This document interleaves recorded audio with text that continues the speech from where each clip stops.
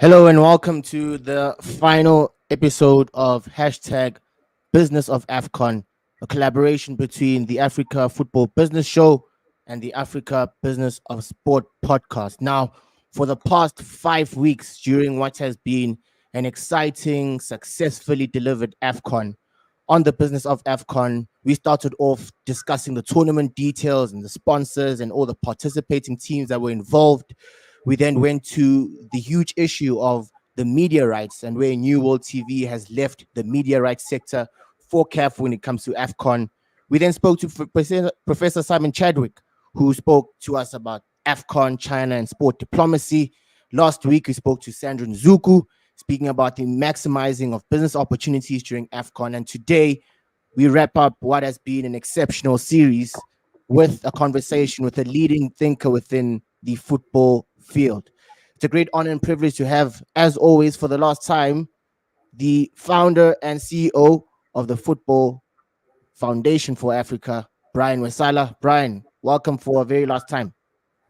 Thank you very much, Jabu. I think it's been an excellent series, and I hope this is not the last time. It's the last of the Business of AFCON series, but happy to work with the Africa Business of Sport podcast again in future to collaborate as we continue to push these conversations on the business of sports in Africa. So thank you, and really looking forward to this last show. Definitely not the last time we collaborate. And the co-host, or my co-host on the Africa Business of Sport podcast, welcome Adam Spio. Adam, how are you doing? Blessed and highly favored as always, Jabu. I'm really excited for this conversation. The outcome that I wanted for the AFCON came the way I wanted it, and I'm really enjoying the social media buzz and interaction that has been going through. Definitely the best AFCON we have had ever. So now there's so much for Morocco to do to not only emulate but go a standard higher, and we hopefully would delve into how this can be done from a sports business point of view. Couldn't agree more. Brian, when you think of leveraging AFCON for building long-term sustainable programs and partnerships, which is the title of our episode today, what comes to mind when you think of potential strategies that can be created by the sport organizations such as CAF to leverage the long-term impact of AFCON, not only locally, but hopefully in the future host nations that come? I think tournaments like AFCON, they come and go. Now we'll be waiting for probably another 1.5 years before we gather again in Morocco. But what we do after this, both in the country that hosted the tournament and for the entire ecosystem, is very, very important, because all this needs to translate to the growth of the game, to the growth of the industry, in this case in Africa.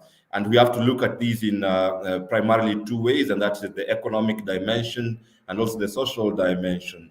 You know, there's a lot of economic gains that we saw this year with the Africa Cup of Nations in terms of the number of sponsors, partners they were able to bring on board.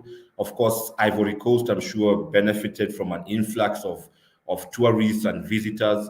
So how do they leverage these visibility that they gained for 1 month to set in place strategies that will continue to turn this tourism cycle, for example? So what have they done? Already we saw the infrastructure investment that they put in place, not just the sporting infrastructure, but what makes the whole competition tick, from the roads that we are witnessing in Ivory Coast. I think these are things that will serve them beyond just football. Coming to sports infrastructure, I think that's where probably we've been having a challenge, and we have discussed this in a number of occasions. You know, there's these magnificent, huge stadiums that have been built. How do they develop the local game in Ivory Coast so that they can continue to use this and use this in a manner that is sustainable? Coming onto the whole continent, and we have first of all to congratulate CAF for a job well done in executing these AFCON. There's been a lot of financial gains from what has been reported.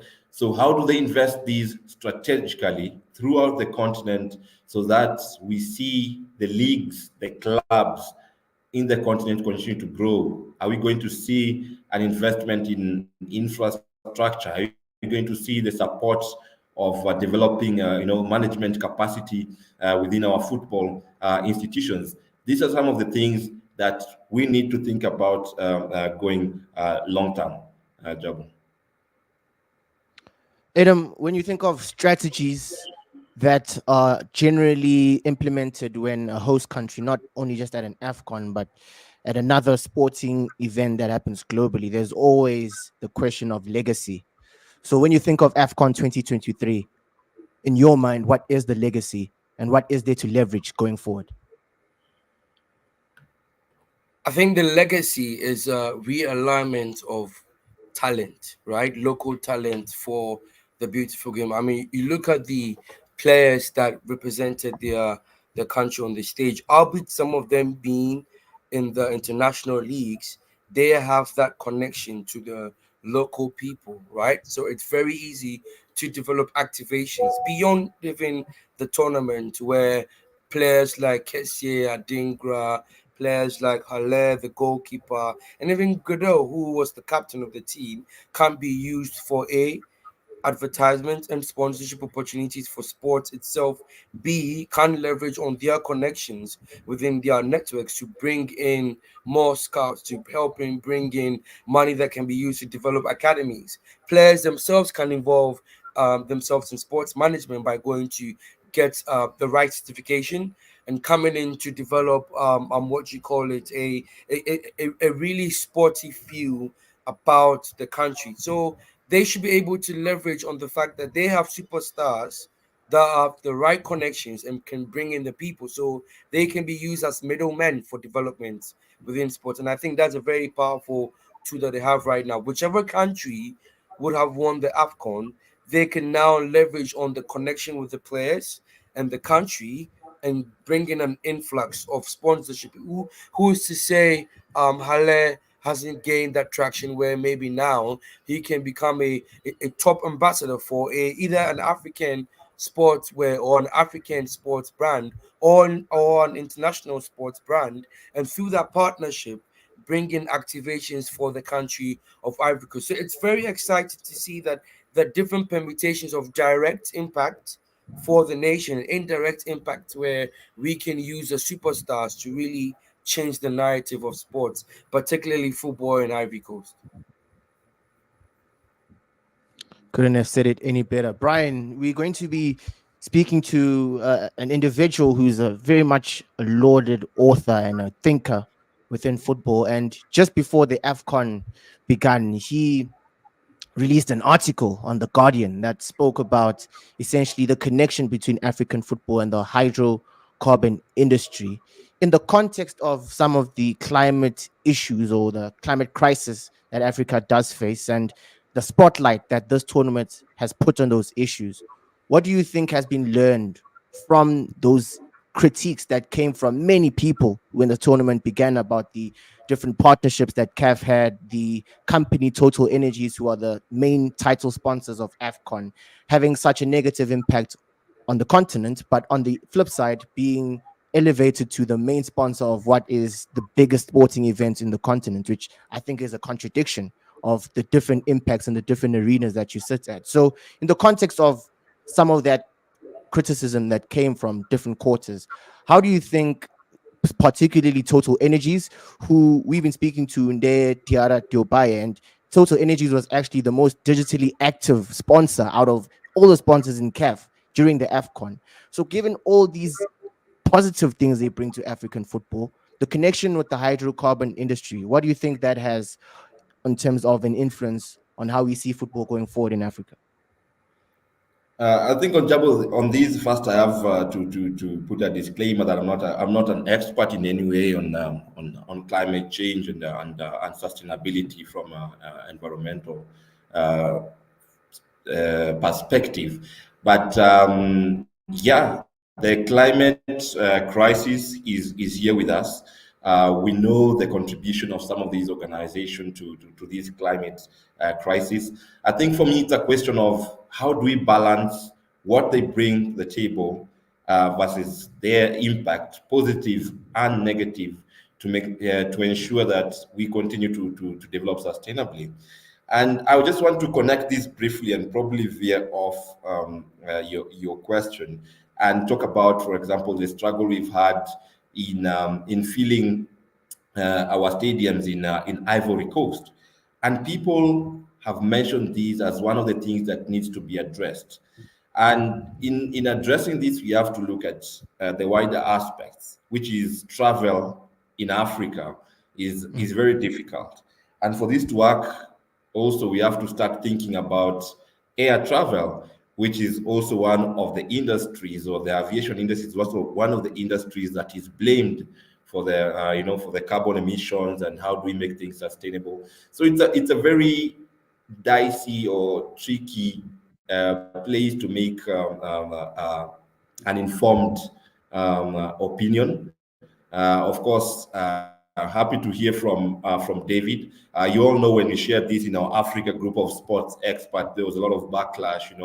Who else wants to put money into African football? Here is Total. They have invested. If we need a replacement, who is it gonna be? So these are the questions we need to ask. And as you said, here the Africa Football Business Show, Africa the Business of Sport podcast. Let's put these things out there so people start to think about them. Let's try and get some data or knowledge behind our opinions if we have to have them.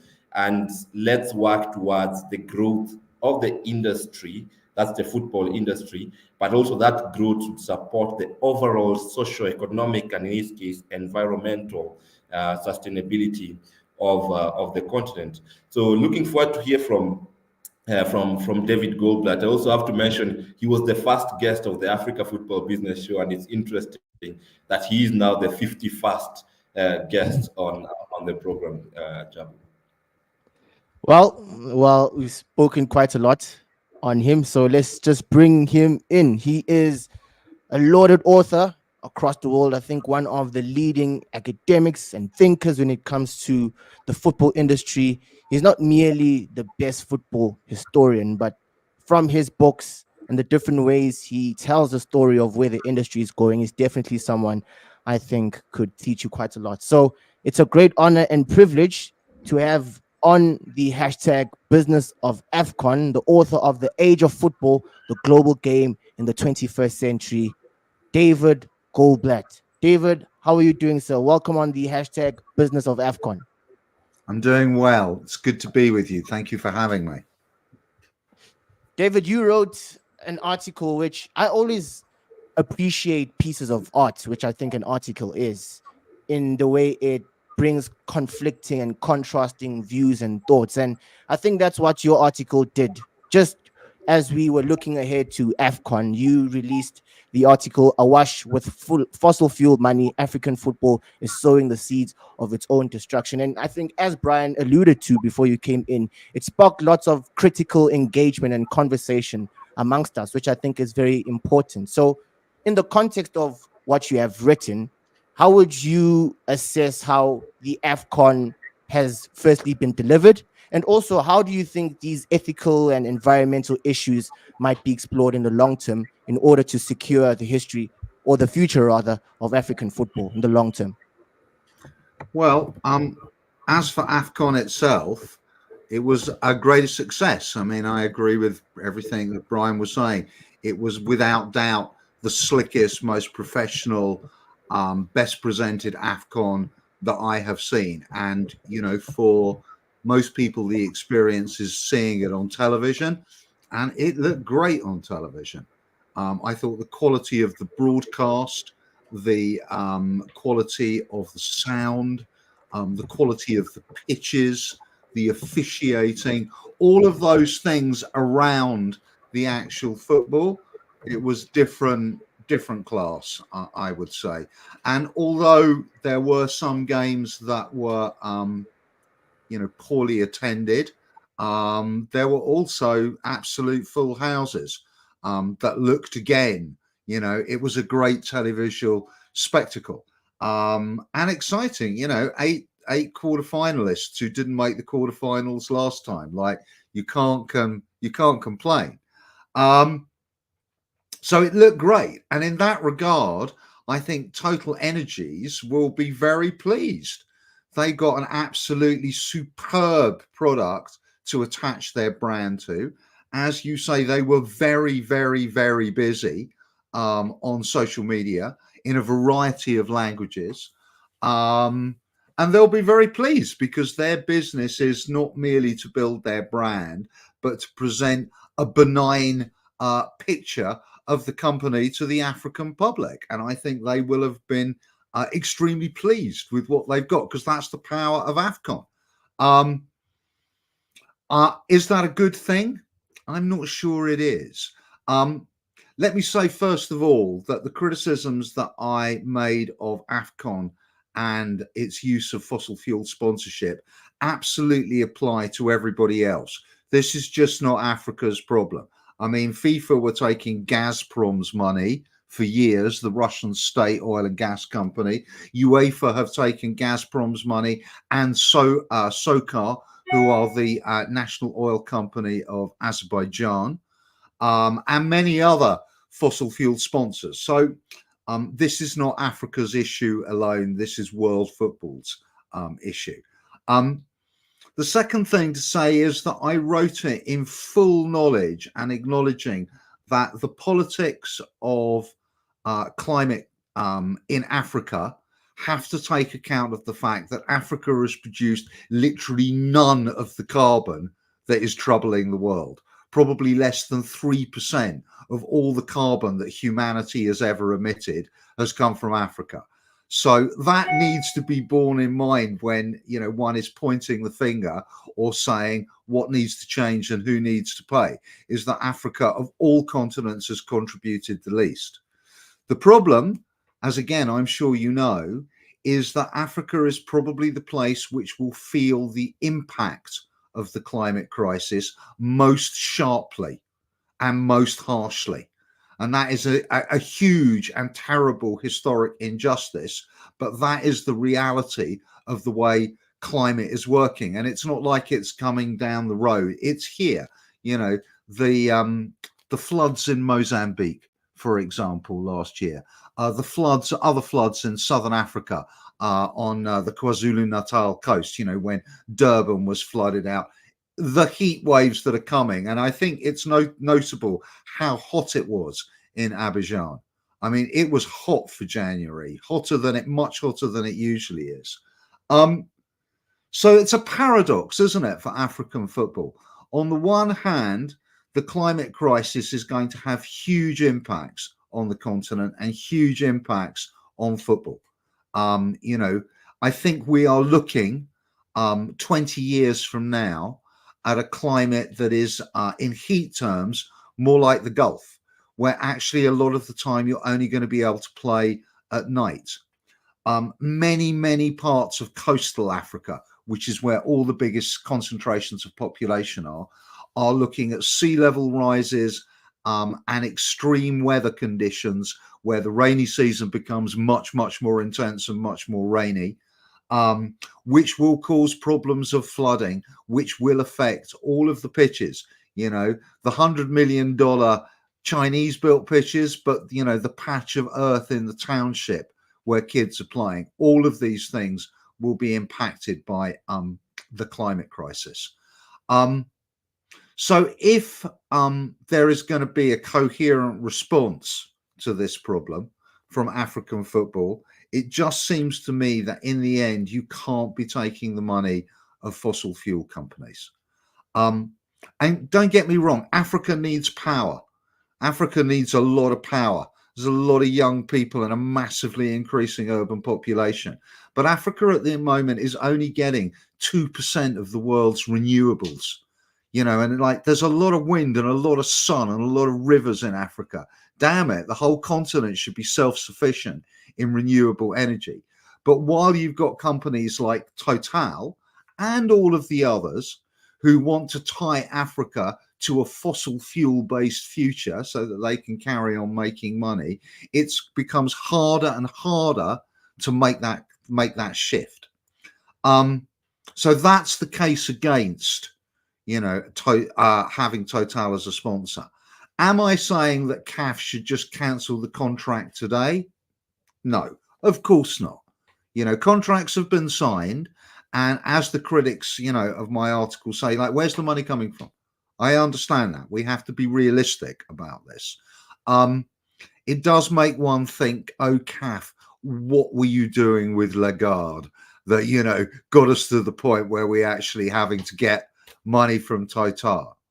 What I would say is that, looking 3, 4, 5 years down the road, what AFCON says to me is that African football really does have potentially an amazing product. Companies should be falling over themselves to become involved, at the AFCON level, but in the future, women's AFCON should be just as good and just as popular, as well as other aspects of African football. So, and Africa, there are big companies emerging in Africa. There are big telecoms companies, above all, but construction companies, other companies in other sectors that in the longer term, I think could be a reasonable replacement. But, it can't happen today, but the conversation needs to start. The conversation, and in the end, it's not down to me. African football's got to decide this, of course, for itself. But we really need to start the conversation.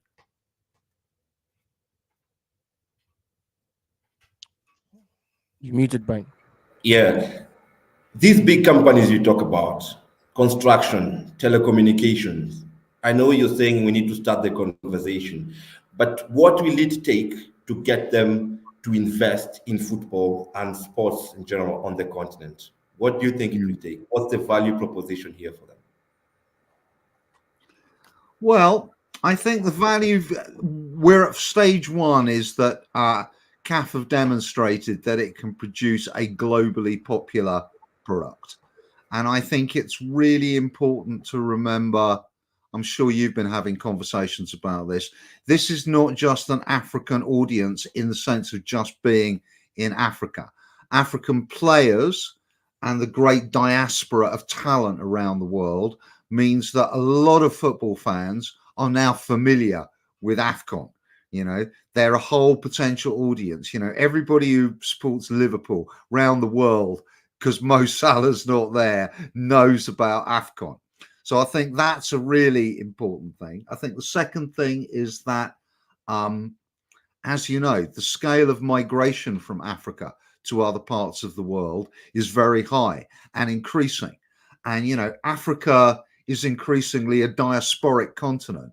There are African communities now, first and second and third generation, all over the world.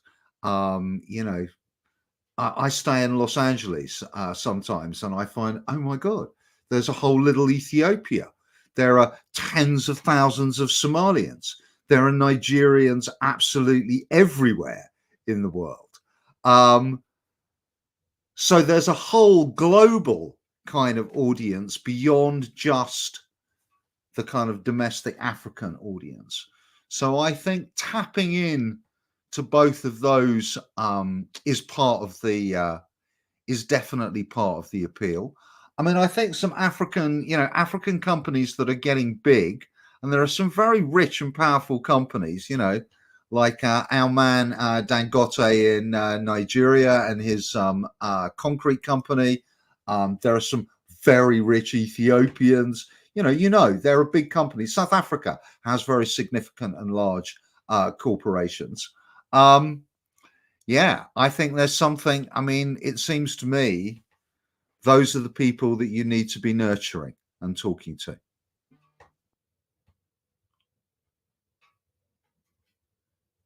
For me, David, my question is, so what we see happening right now is that there are brands that you mentioned within, fossil fuel industry that are sponsoring such a competition, but you're suggesting that long term it would be better advisable for them, that being CAF and other MAs, to not be aligned. But what if these fossil fuel companies decide to use an indirect route because they still want to be a part of these competitions, whether or not you would agree with Total Energies being the sponsor of CAF?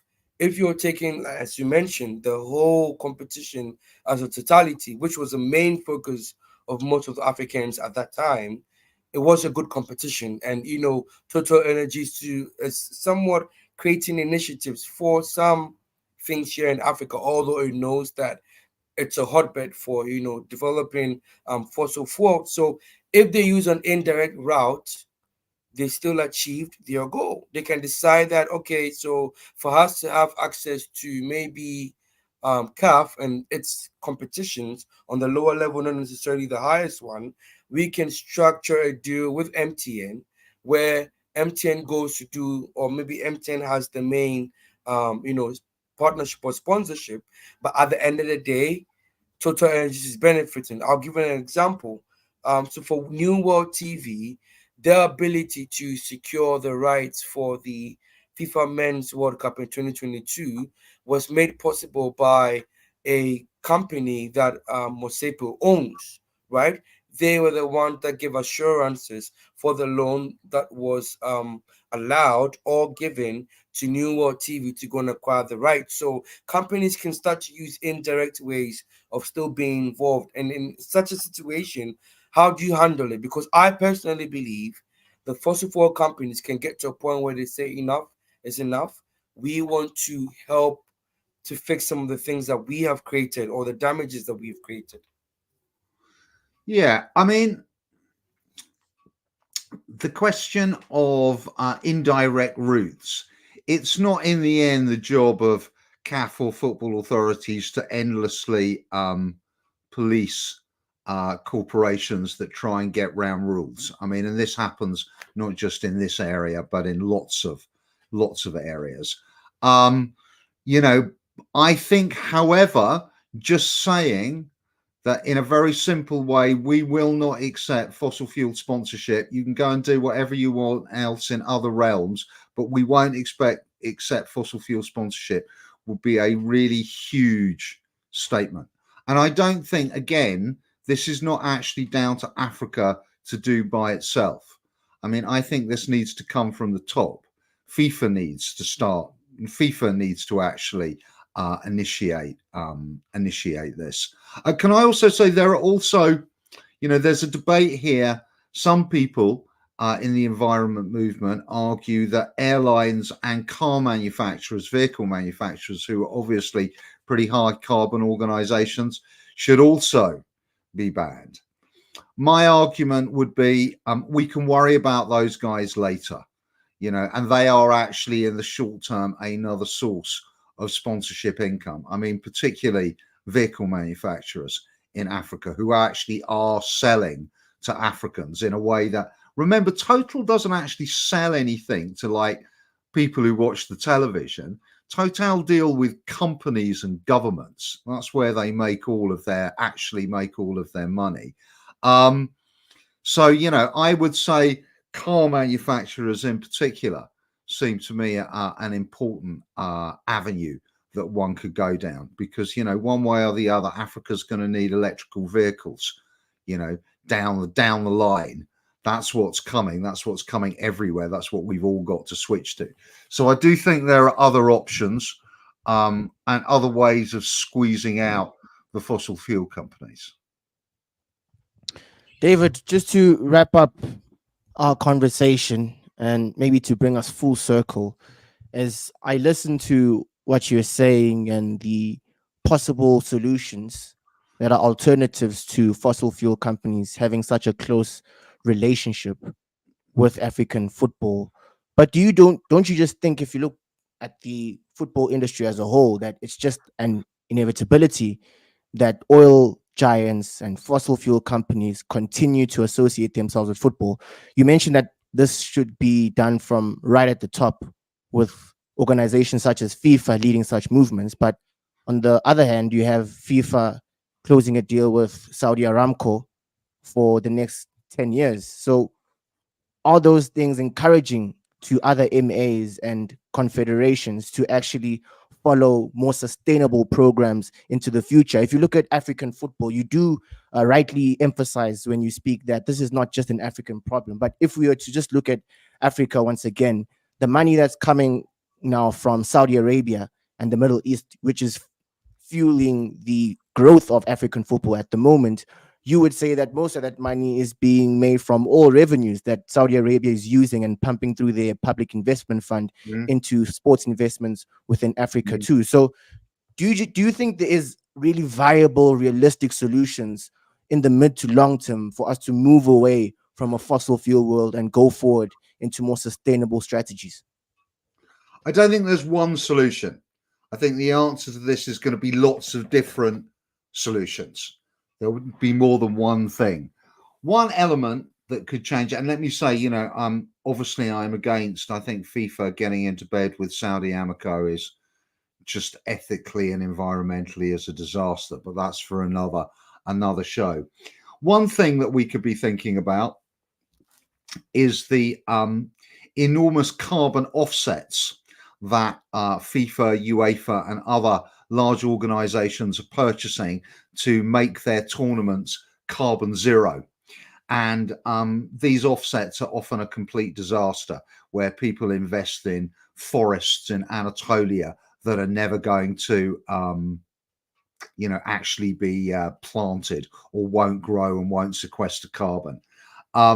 So why not get that money and actually quite a bit more and spend it on climate mitigation in football? I actually had a conversation with the organizers of the Qatar World Cup on this question. I was saying, look, there's no point you saying you're going to be carbon zero when you're investing in offset programs that won't really happen. Why don't you spend this money on supplying solar panels and LED lights to every African grassroots football stadium, for example? There are other routes. I mean, the football world is awash with money. It is absolutely awash with money. And I think we need to be more creative about how we pay for that, because Africa, it's not right for African football to have to pay all of the costs, via its sponsors or anybody else, for climate damage that has been generated in other economies.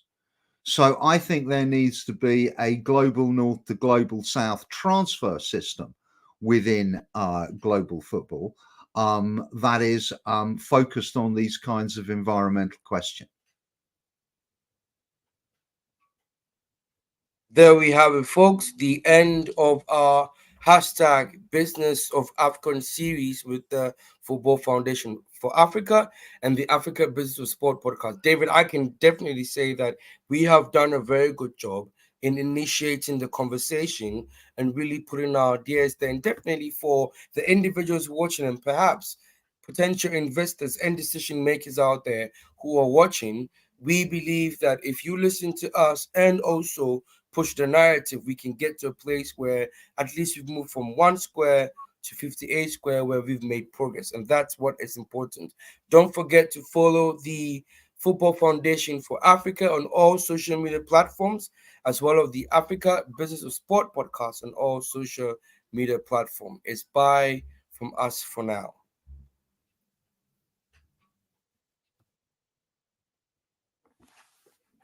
Now we'll move into our short Q&A. You have a live audience with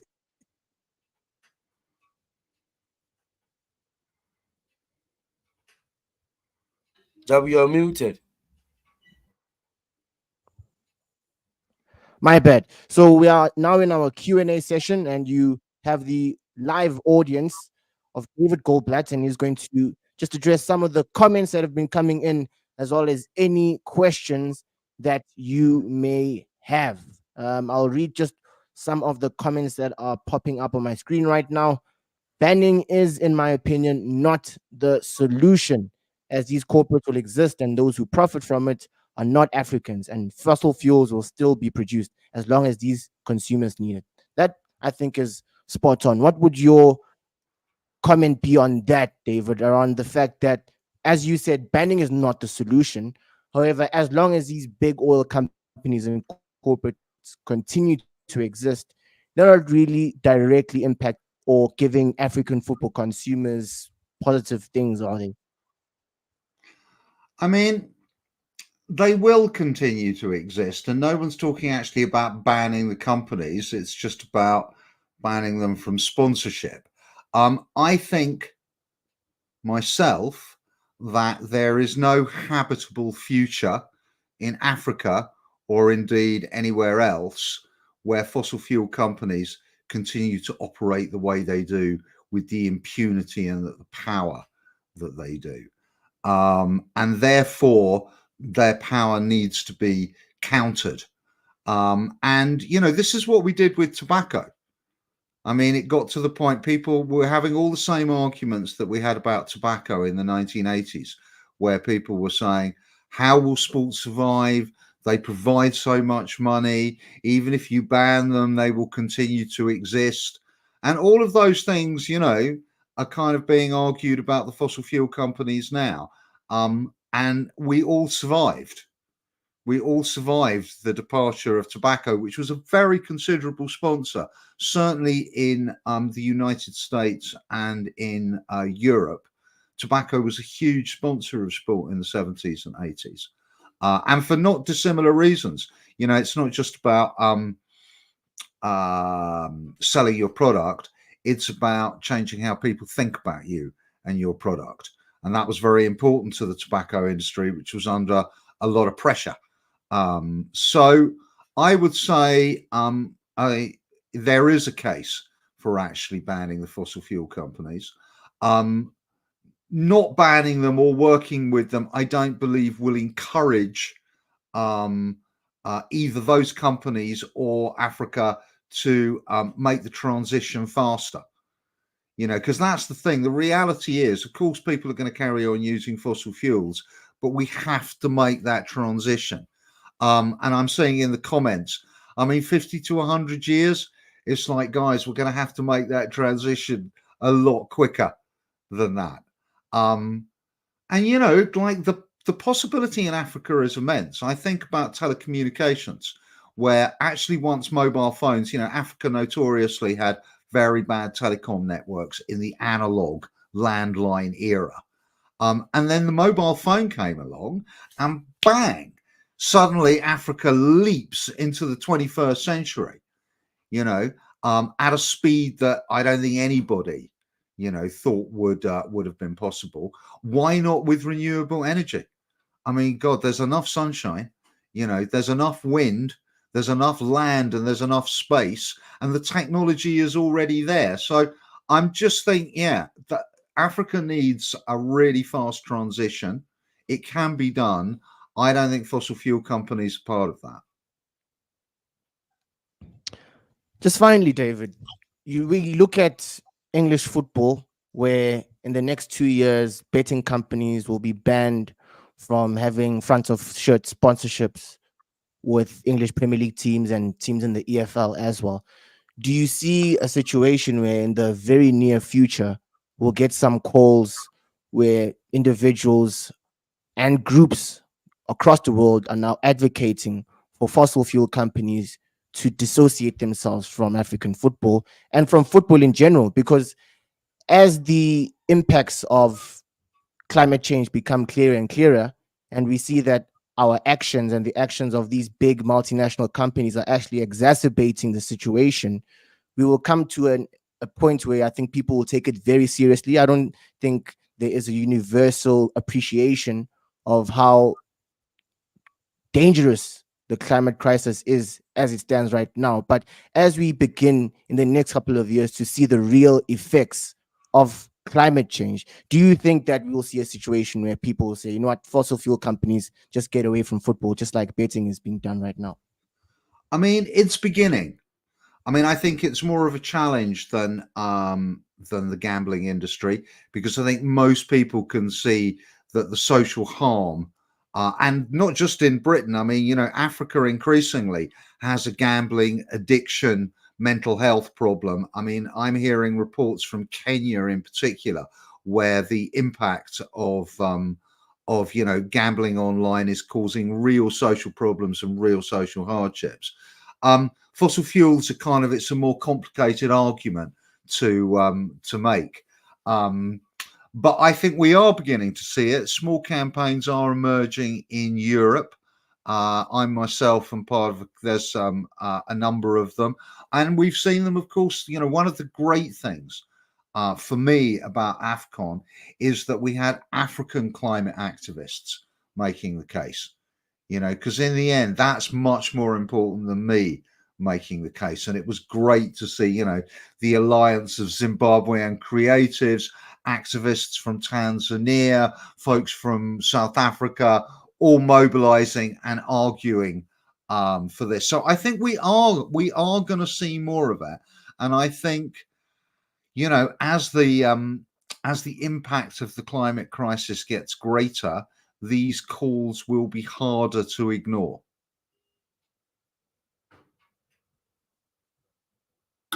David, just to take you off a bit, and as we wind up, I'll ask a bit of a complex question, linking it to the question from Abir about how African football, or AFCON for this matter, can contribute to social development or corporate social responsibility. I think this is very important, the social impact of a tournament of the magnitude of AFCON. And I would just like you also to share a bit about your project of the utopian chemistry, and how do you link these to football? I saw one of the elements was actually Madara United, which is a club here in Kenya.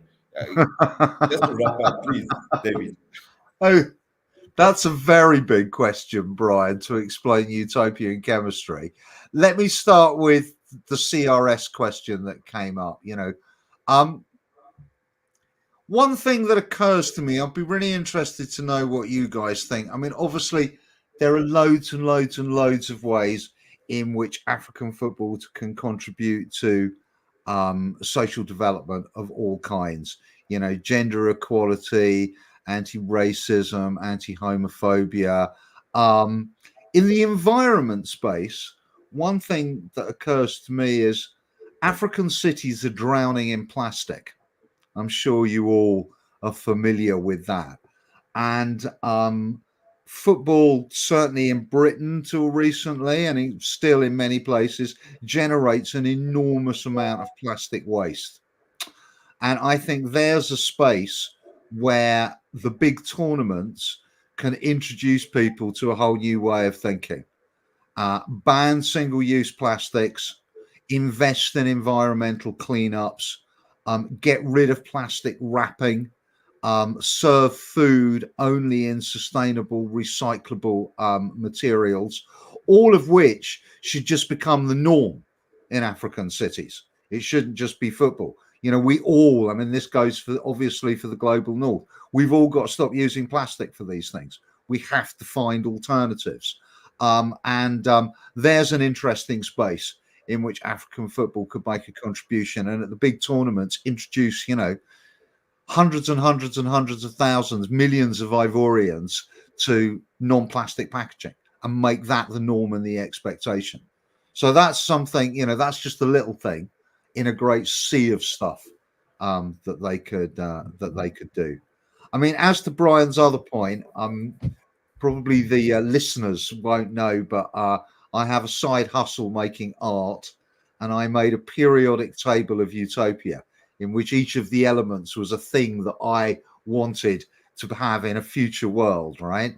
And so, you know, it was like clean energy and love and hope and friends. And one of my inspirations, one of my elements, its chemical symbol was Mu, and that is Mathare United. And of course, you will all know Mathare United and its relationship to the Mathare Youth Sports Association.